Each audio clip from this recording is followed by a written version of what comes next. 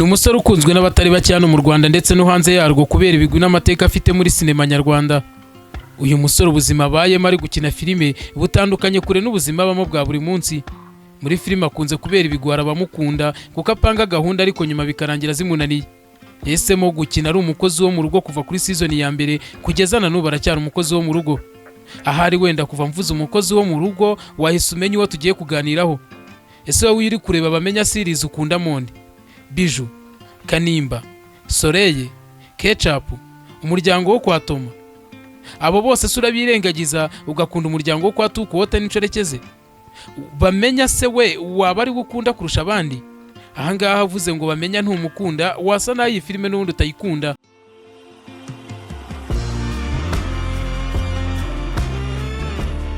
Uyu musore yamenyekanye muri filime y'uruhererekane yitwa Bamenya series. Iyi filime akaba yikinamo ari umukinnyi w'imena ari naye witwa Bamenya. Uyu kandi niwe uyandika akanayiyobora mu yandi magambo niwe director. Bamenya si filime yakinnyemo gusa kuko hari n'izindi nyinshi yagiye agaragaramo. Aha rero twavuga nka filime yagiyemo bwa mbere yitwa Zirara Zishya yakunzwe n'abatari bake mu myaka yashize, iyitwa Nkuba, Ingurane n'izindi nyinshi. Aha rero akaba ariho yakuye igikundiro kubera ubuhanga budasanzwe no gusetsa cyane akoresha ari gukina filime, byatumye yigarurira imitima ya benshi hano mu Rwanda. Bamenya nubwo benshi twamumenye muri filime, ibi si byo akora gusa kuko ni n'umushoramari muri business zitandukanye. Ibi bikaba bimugira umwe mu bakinnyi ba filime batunze amwe mu mafaranga menshi kurusha abandi. Ibi n'ibindi byinshi bitandukanye wibaza ku buzima bwa Bamenya nibyo tugiye kugarukaho muri iki kiganiro. Iza amatwi ubundi unyima bamvangira muviri muzini muzingo ndetse nkubwira amateka yaranze witwa Bamenya. Nitwa Tripoti.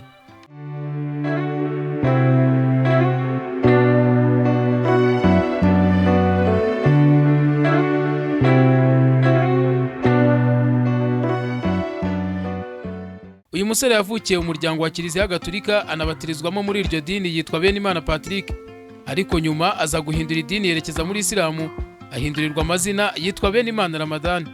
Akaba azwi cyane ku izina rya Bamenya akubera filime y'uruhererekane yamenyekanyemo cyane yitwa Bamenya series. Yavutse mu mwaka w'1992 avukira mu karere ka Nyarugenge umurenge wa Nyamirambo. Akaba ari umwana wa kabiri mu bana batatu bavukana bose b'abahungu. Afite umubyeyi umwe wo mu mama kuko papa we avuga ko atamuzi kuko yitabye Imana akiri muto azize jenoside yakorewe abatutsi mu mwaka w'1994. Ibi byatumye akurira mu buzima bushaririye kubera ko mama w'umubyara yagorwaga no kubona ibibabeshaho, bigatuma ajya gukurira mu miryango.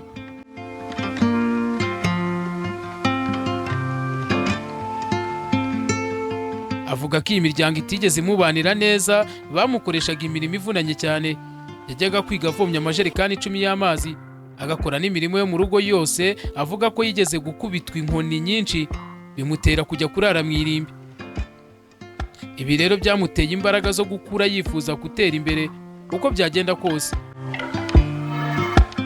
Amashuri abanza yayize mu mujyi wa Kigali ku kigo cya EP Kicukiro, ayisumbuye ayiga muri ETAC, asoza ibijyanye n'ubwubatsi construction, abikomereza no muri kaminuza ya Kiste.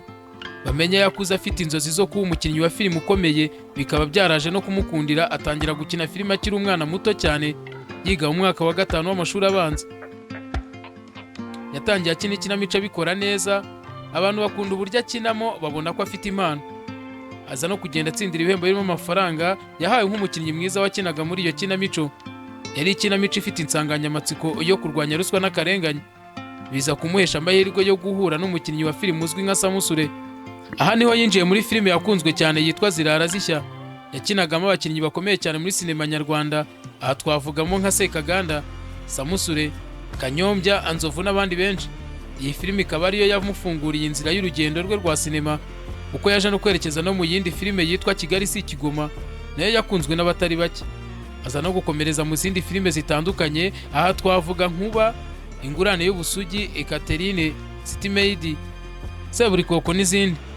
Yaje no kugira uruhare mu gushinga inzu yacuruzaga filime yitwa African Movie Market. Ibi yabikoraga bifatanya no kuba umunyamakuru kuri radio na televiziyo bya Flash. Aha rero yari yaratoranijwe mu bakomediye bagombaga gukora ibiganiro bisetsa bizatuma igiti itangazamakuru ukizamuka vuba kikamenyekana. aha yakoraga ikiganiro cyanyuraga kuri Flash TV cyitwa Taxi Moto. Nyuma yo kuva kuri iki gitangazamakuru nibwo yaje kugira igitekerezo cyo kwandika filime ayita Bamenye. Yaje kujya hanze igakundwa n'abatari bake kubera ubuhanga bayikinamo bibitseho, byatumye yegukana ibihembo bitandukanye. Urugero, mu mwaka wa 2021 yawutangiye ahagaze neza cyane ko yari ari mu bakinnyi 5 ba mbere bakunzwe mu Rwanda mu cyiciro cy'abagabo. Iyi filime yatwaye igihembo cya Rwanda International Movie Award nka filime nziza y'uruhererekane.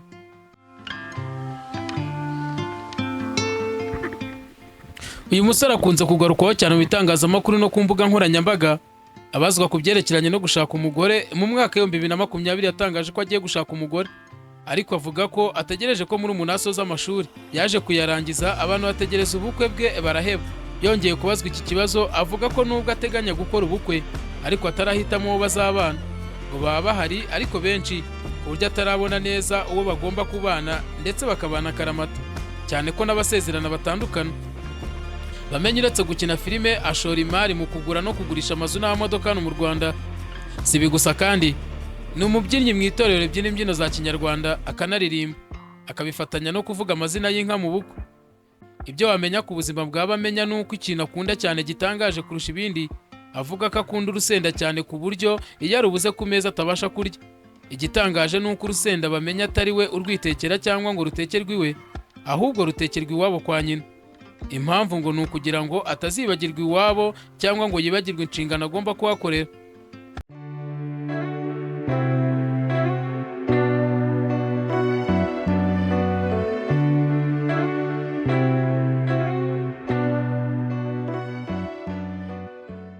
Bamenya umuntu afata nk'icyitegererezo mu buzima bwe bwa buri munsi.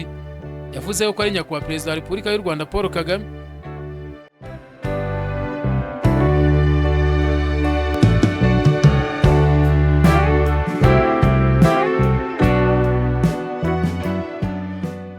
Ndagushimira niba twatangiranye twatugeranye ku musozo. Icyo nakwisabira ni ugukora subscribe kugira ngo tuzajye tubana mu biganiro bindi bitaha. Icyo nagusezeranya nuko bizagufasha ndetse bikanagusobanurira abantu benshi bagiye batandukanye. Njye nitwa Tripod.